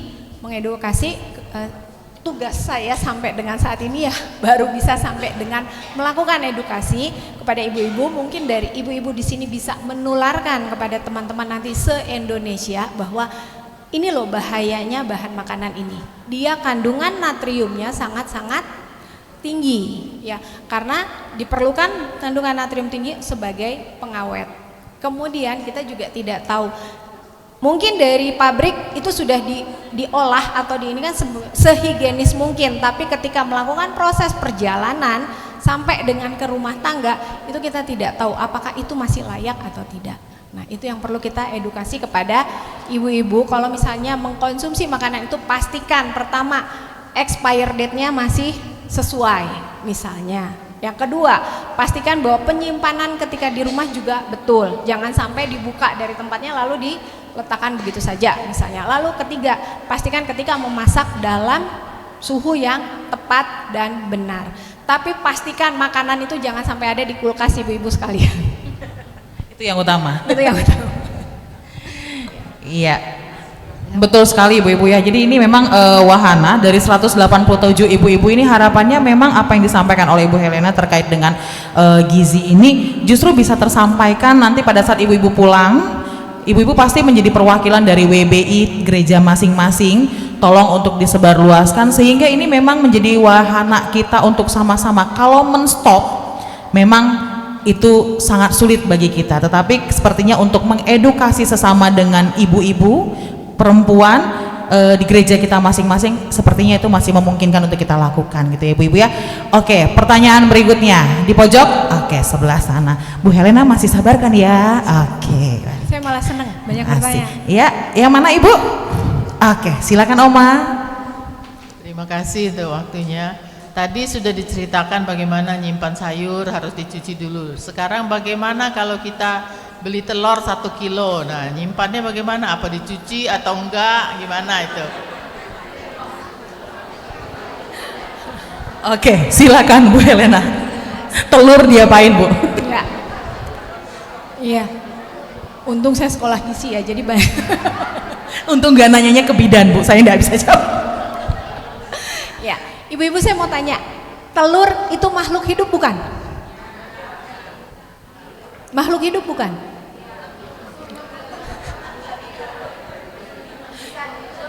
Iya, itu makhluk hidup. Jadi sebaiknya memang telur, tadi ibu nanya dicuci atau enggak? Ya. Sebaiknya memang tidak dicuci. Ya, sebaiknya tidak dicuci. Ketika kita datang dari pasar, itu sebaiknya untuk telur, makanya biasanya ibu-ibu ngelihat nggak di kulkasnya si tempat telur ditutup lagi tidak? Oh, beli kulkas yang ada tutupnya. Tidak ya. Ya, ibu-ibu sebaiknya telur itu ditempatkan terpisah. Ya, karena dia memang sebaiknya tidak dicuci, karena ketika dia dicuci kita akan menyebabkan bakteri semakin masuk ya, apalagi misalnya dicucinya pakai sabut kawat, pakai sabun. Iya. Pecah Bu, pecah. Ya, Betul, itu pengalaman saya punya pembantu baru datang karena dia memang terbiasa katanya kalau telur dicuci, lalu pada saat saya datang itu telurnya dicuci pakai sabut kawat, pakai sabun. Saya bilang, kamu lagi ngapain megang telur aja sampai setengah jam? Oh ternyata dia lagi nyuci telur pakai itu. Ya, memang Ibu sebaiknya telur itu ditempatkan dalam wadah terpisah dan tertutup. Kalau misalnya di kulkasnya tidak ada wadah tertutup, tidak perlu dimasukkan ke kulkas, cukup disimpan di luar, tapi dia harus tertutup. Sekarang sudah banyak sekali, kalau misalnya ibu-ibu cari di Shopee atau di mana, itu ada wadah telur dan dia tertutup.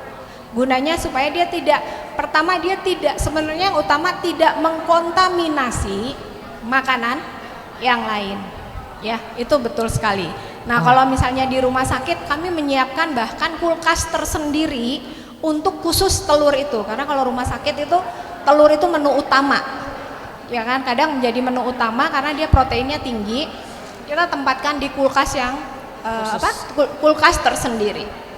Oke, terima kasih Bu Helena untuk setiap jawaban bagi ibu-ibu. Namun ibu-ibu pasti sudah mulai butuh snack, betul? Oke, karena kita akan segera mengakhiri pertemuan kita dengan Bu Helena pada sore hari ini, saya mohon untuk aplaus semangat kita dulu untuk jadi ibu-ibu luar biasa cemerlang kembali ke WBI kita masing-masing. Saya mengundang Ibu Helena juga ucapan terima kasih kami dari Pernas WBI pada hari ini kepada Ibu Helena. Saya juga mengundang Ibu Meksi untuk dapat memberikan kenang-kenangan kepada Ibu Helena. Semoga berkenan, karena kata Bu Helena kalau bisa nanti diundang lagi ya Bu Meksi. Ibu-ibu setuju butuh? Setuju, jadi masih butuh. Oke, silakan. Diberkati? Amin. Oke.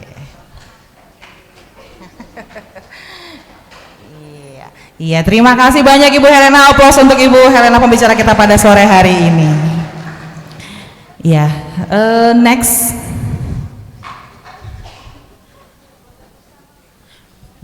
Oh, foto bersama boleh? Ngadepnya ke sana. Oke, berarti kita berdiri di sini. Di sini. Oke.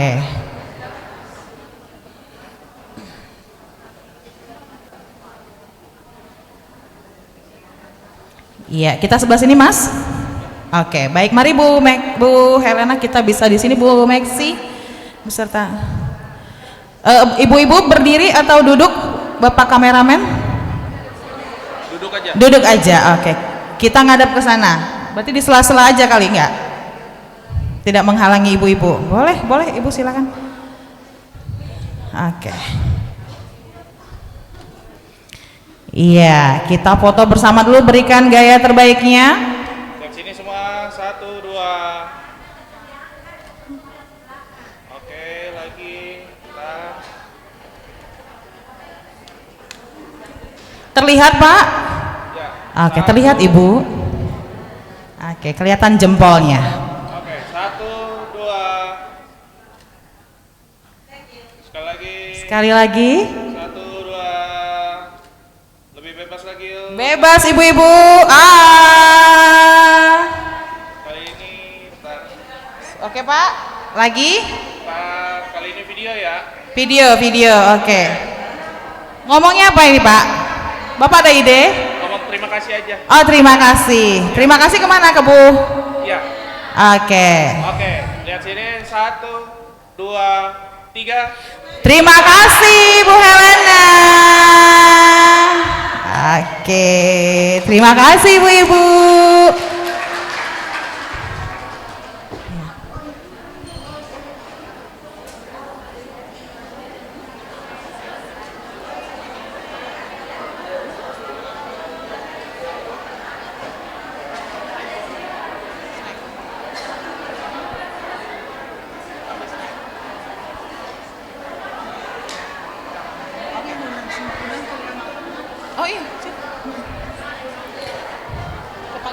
Baik ibu-ibu, karena ternyata tadi ada sebagian dari ibu-ibu yang sebenarnya tidak di kelas ini namun pindah ke kelas ini.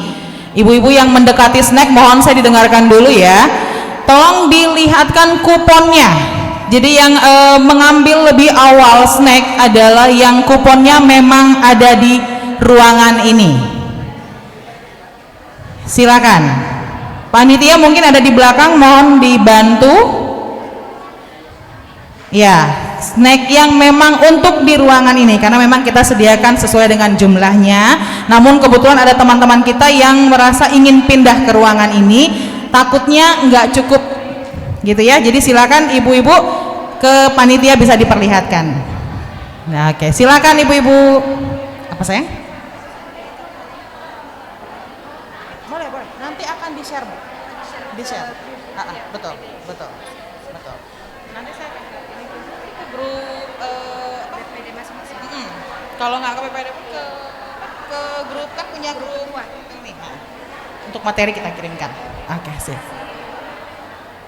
Oh, boleh, ada pengumumannya sebentar ya. Ibu panitia, untuk sertifikat yang membutuhkan sertifikat di scan barcode di sebelah mana? Oh, saya. Oh, lewat ribbon. Berarti dia harus scan barcode dulu. Oh, di foto. Nanti bisa dicek di ribbonnya. Oke. Mangga Ibu, terima kasih banyak.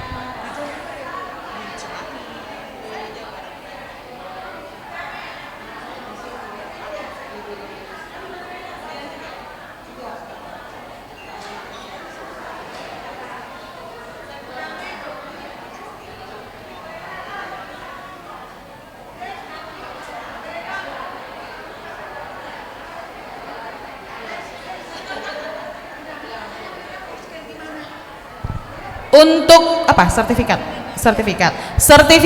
Bapak Ibu, Bapak Ibu, ibu-ibu untuk sertifikat nanti akan ke ribbon. Iya, karena kebetulan scan barcode-nya sedang error, tidak bisa. Harus.